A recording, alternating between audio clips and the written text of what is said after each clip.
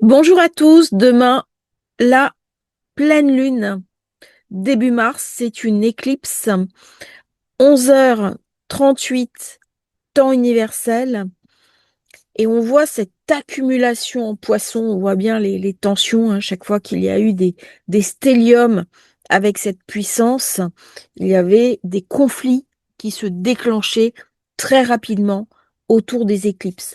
Il y a souvent soit des guerres qui se déclenchent autour des éclipses, soit la fin d'un conflit qui se déclenche autour d'une éclipse.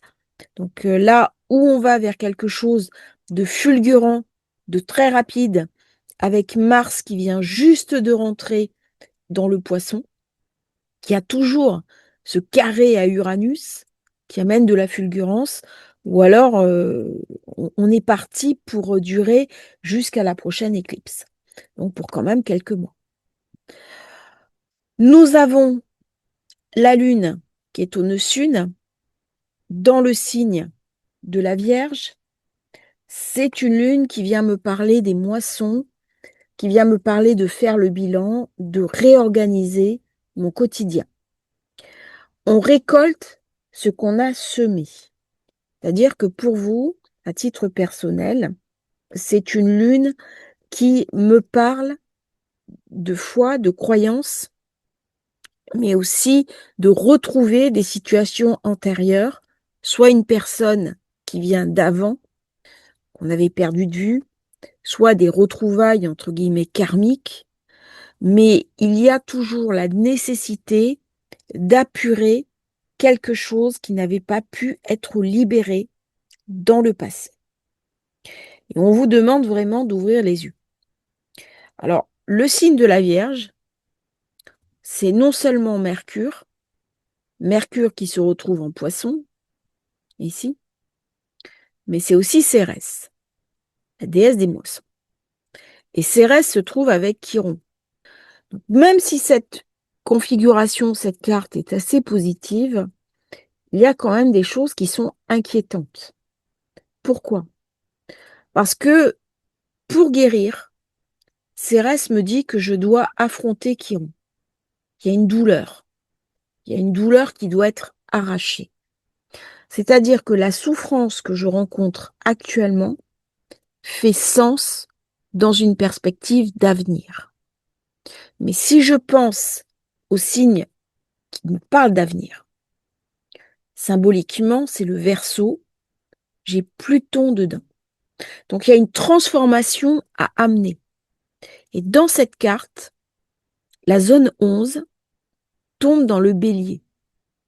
Donc il y a bien Chiron, la douleur, Cérès, qui viennent m'expliquer que pour envisager sereinement l'avenir, il y a une confrontation à faire.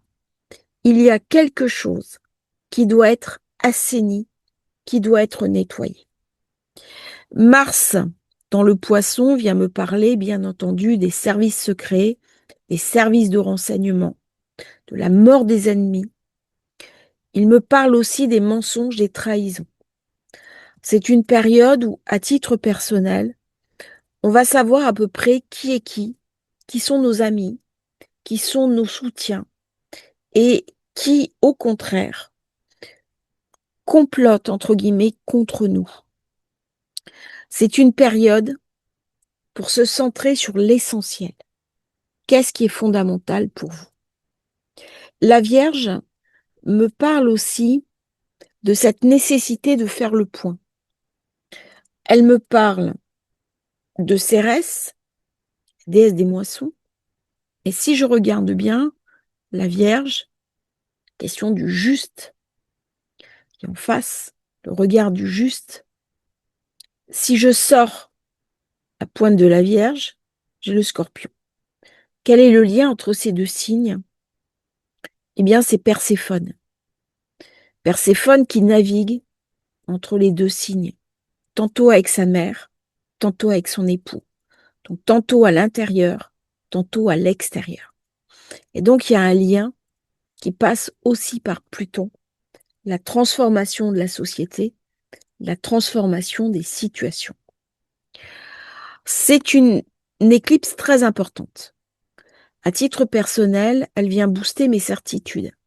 Elle vient me parler de soins, elle vient me parler de guérison, elle vient me parler aussi de situations à assainir, d'un quotidien à transformer, d'un quotidien à changer. Elle se fait en conjonction avec l'étoile Zosma. Zosma, c'est l'étoile du lion, on va en parler.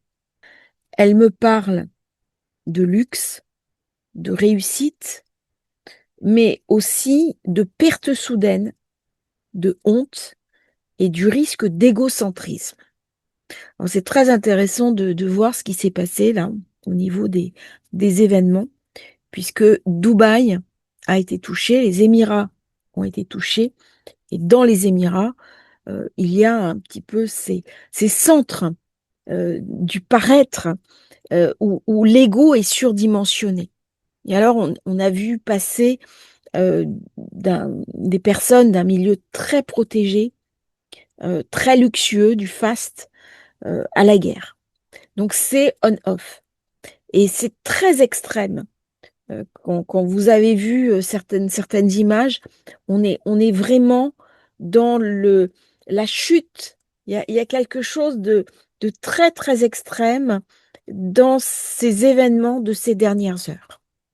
Et ça m'a fait penser justement à cette lune au nœud sud qui oblige à revoir ses valeurs premières, ses valeurs profondes. Pourquoi? Parce que Zosma m'amène également le don de prophétie. Et là, je vais toucher du doigt le côté messianique du poisson.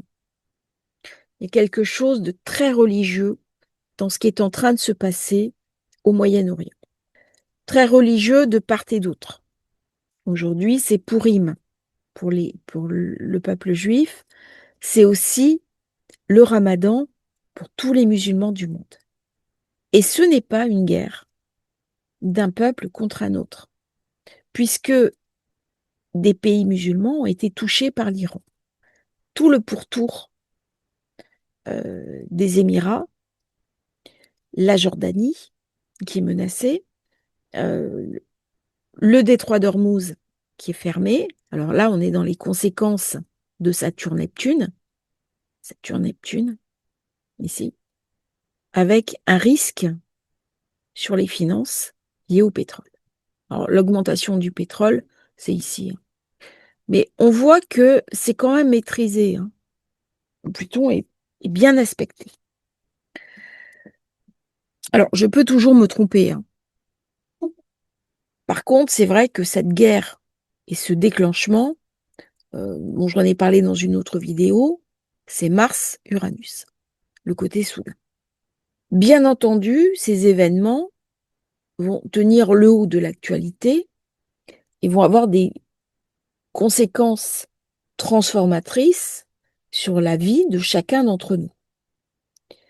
Maintenant, c'est vu, puisqu'on est en pleine lune. Zosma, c'est aussi une étoile de navigation, mais là, on me dit attention. Attention parce qu'il y a un risque. Il y a un risque sur la mer. C'est aussi une étoile militaire. Alors, cette carte, quand j'en avais parlé, certains m'ont dit oui, mais il y a un beau trigone, il y a des belles choses qui se passent. Faire attention, pourquoi? Parce que Jupiter, il est gorgé de puissance, ici. Il est au degré 15 et il est conjoint à Canopus. Canopus est une étoile fixe qui me parle de religion. Elle me parle aussi de voyage. Mais elle ramène ce côté extrême du religieux. Et Jupiter est rétrograde. Donc là, j'ai une forme d'inversion. Ce sextile à la Lune et au nœud sud donne un côté jusqu'au boutiste. Il vient me parler de chaos.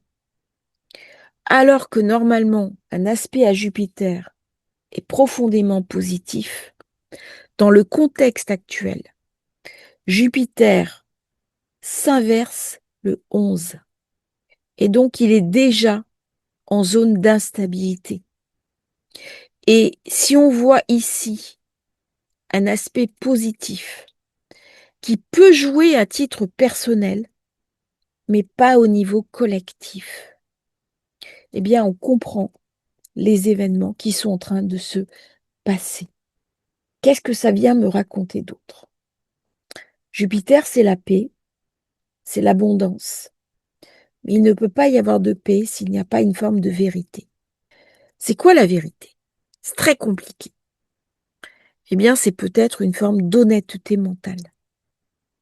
Nos sociétés étaient devenues très dangereuses, menacées par des proxys. Ce matin, on a trouvé un tunnel qui reliait la Biélorussie et la Pologne. Et il y a des proxys qui sont entrés en Europe.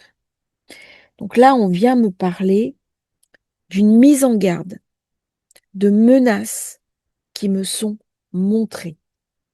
Alors certains ont dit, la France, ça y est, allait rentrer en guerre ce matin.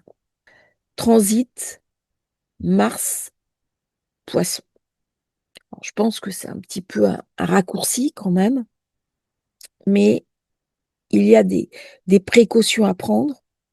Nous avons le nœud nord qui a été sollicité par Vénus, Mercure, le Soleil, ici. Et nous allons avoir Mercure de nouveau sur nœud nord et Mars sur nœud nord, 13, 14, 15, 16, 17. Des journées très importantes. Donc cette carte, elle est très intéressante à titre personnel pour mettre en place quelque chose de nouveau, pour utiliser la chance de Jupiter. En plus, j'ai un ascendant Cancer. Par contre, on voit comment les maisons, les foyers, les zones où on se sentait normalement en sécurité, puisque Dubaï, par exemple, avait fait sa campagne sur la sécurisation de son espace et sa qualité de vie, eh bien, d'un coup, tout ça est remis en question très brusquement par la foudre qui tombe du ciel, qui est très représentatif de Uranus sur Algol. Donc, c'est vraiment une carte intéressante qui raconte le monde d'aujourd'hui. Alors, au niveau du luxe, c'est la Lune sur Zosma. Là, le luxe, il est en crise, hein.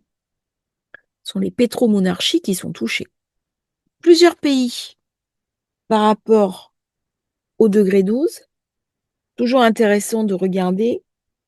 Et là, si je prends à 1 degré de différence, j'ai Bahreïn, le Luxembourg, l'Irak, la Jordanie, j'ai Malte.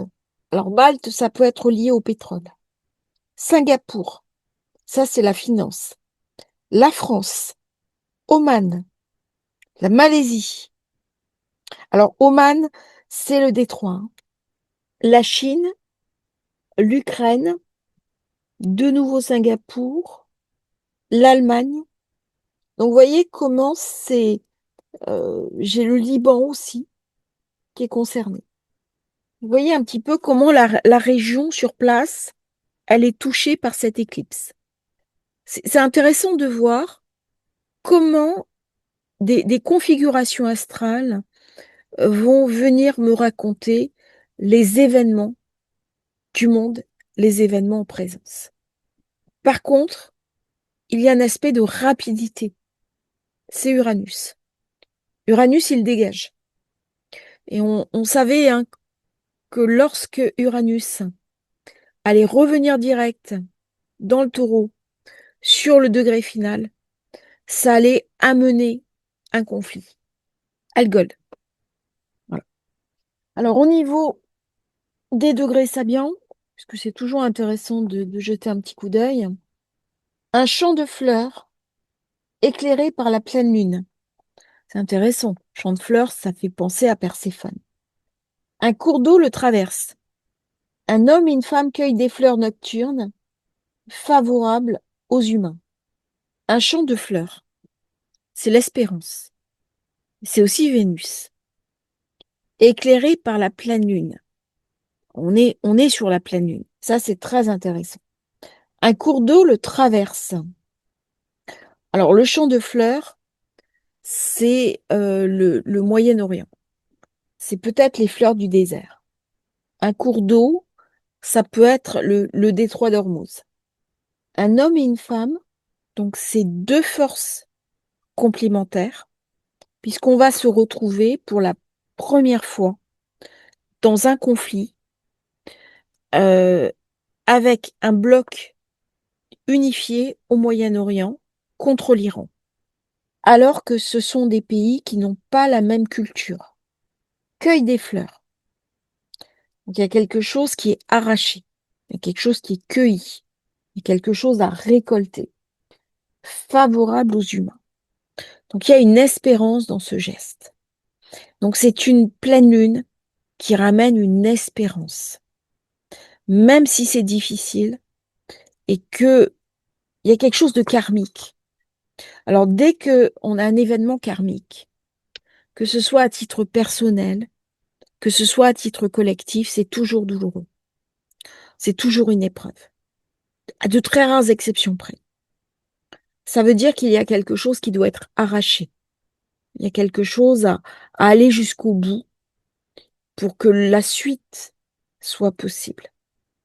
Et une fois que Mars sera passé de l'autre côté, c'est ce que j'ai dit hein, par rapport à Mars, une fois il sera au nœud nord, donc à partir du 13 mars, il y a quelque chose qui sera inévitable. On n'aura plus les cartes en main au niveau du libre arbitre. Donc c'est vraiment en ce moment faire le point sur ce qui est essentiel pour soi, regarder un petit peu l'état du monde et se réapproprier sa propre puissance, sa propre volonté. Par contre, le poisson me parle de foi, il me parle de croyance, mais il me parle aussi des excès du religieux. On va regarder quelque chose. Alors là, je suis passée en sidéral. On fait souvent la remarque. C'est pas ma spécialité, le sidéral, mais au vu de l'opération qui a été lancée, Fureur du Lion, ça m'a fait penser à cette configuration-là. Alors, je pense que la décision de l'attaque a été prise durant la précédente pleine lune, qui était dans le signe du lion.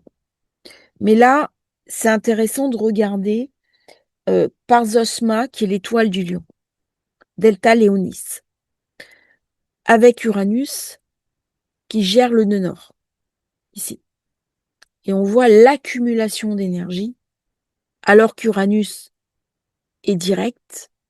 Alors là, il n'est pas vous voyez, c'est complètement différent, mais j'ai quand même ce carré Mars-Uranus qui ramène de l'effervescence.